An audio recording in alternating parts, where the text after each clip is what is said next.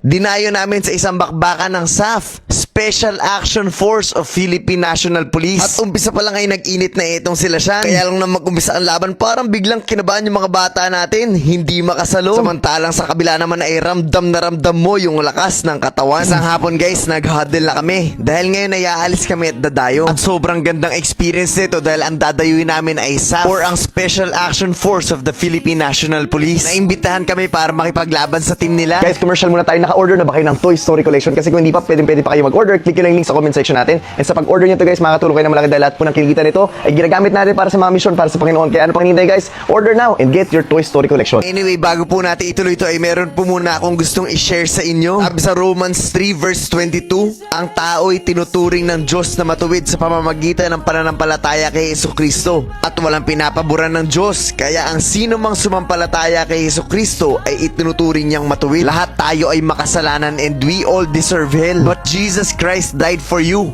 died for me, died for all of us. Kaya lang habang nakikinig ka ngayon ay baka baliwala lang sa'yo to. Baka pakiramdam mo kasi okay ka naman, nakakakain ka naman, may trabaho ka naman. At madalas pakiramdam ng tao hindi nila kailangan ng Panginoon dahil okay naman sila. Pwedeng okay ka ngayon, but I'm also sure na hindi mo gugusto yung mapunta ng impyerno. At meron kang thinking na bata pa naman ako, marami pa ang oras ko, saka na yan. But reality is, pwede tayong mawala mamaya, bukas or sa isang araw. Walang nakakaalam kung kailan tayo mawawala dito sa mundo na to. That's why sobrang mahalaga na meron kang tamang relasyon sa Panginoon bago mangyari yun. At huwag mong hintayin na maging huli na ang lahat. Kaya ngayon na nakikinig ka, meron ulit pagkakataon na binibigay sa iyo ang Panginoon. I pray na sumagot ka ng tama at hindi ito baliwalain. And sana po ay malinaw at naintindihan niyo po talaga ang mensahe ng video na to. Maya-maya lang ay ito na dumating na kami sa camp Bagong Diwa. At pagbaba namin, na-meet namin ang mga kapulisan na talagang tuloy-tuloy din sa gawain para sa Panginoon. Ibang-iba talaga kapag ang isang tao ay merong Diyos sa buhay. Kahit anong posisyon niya ay merong humbleness,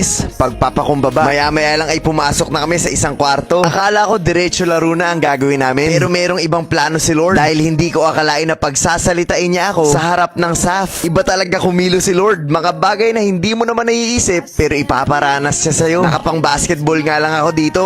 Pero kahit anong kasuutan natin, basta tinawag tayo ng Panginoon, dapat lagi tayong handa. Sabi ko lang dati, Lord, ipadala mo ko kung saan ako dapat magsalita. Buong puso kong ipagmamalaki kung sino ka sa buhay ko para makapagsalita ako sa harap ng mga respetadong tao sa bansa. Si Lord lang ang may kayang gumawa nun. Maya-maya lang ay natapos na. Kaya naman dumiretso na kami sa court.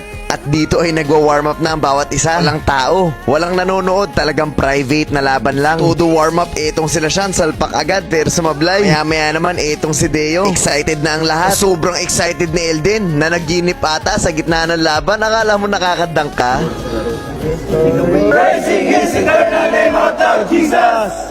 Sa umpisa pa lang ng laban ay parang medyo naiilang yung mga player natin, hindi makasalo ng bola. Aba parang may kaba, samantalang sa kabila naman ay ang lalakas ng katawan. At sa susunod mapapanood nyo na ganito pala kalakas maglaro yung mga kapulisan natin.